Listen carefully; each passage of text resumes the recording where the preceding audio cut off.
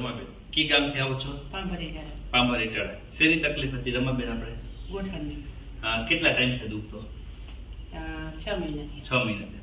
આમ ઊભા રહેવું હોય, હાલવું હોય તો કેટલું હાલું જગ્યા તો પેલા આપણાથી?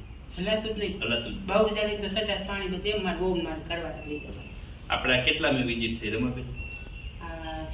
ચોથી વિઝિટ થઈ. અટાણે દુખાવામાં કેટલો ફેર છે? એક દોરાવાય નહીં. એટલે એક દોરાવા ફેર નથી કે એક દોરાવા દુખતો જ નથી એક દોરાવાય.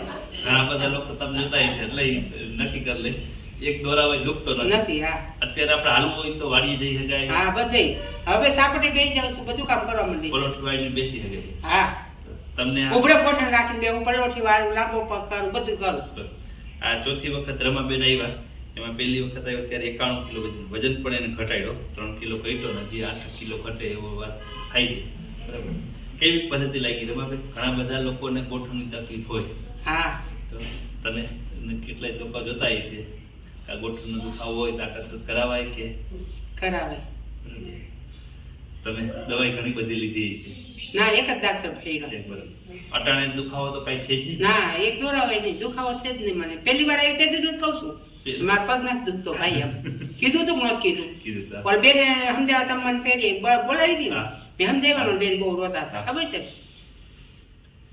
જોટાણ બધે મારે ભેગા આવ્યા છે મેં બધાને કીધું જ છે કે તમે કીએ ડાક્ટર ખાવા પીવાની કાઢી રાખો ને એટલે બધાને મટી જાય. મને ખાવાની કાઢી એટલી હું રાખું છું. હજી આટલે કઈ જમી નથી. કાલ બપોરે ખાધું છે, હજી મેં કઈ મોટા મને નથી મળ્યું. બરાબર.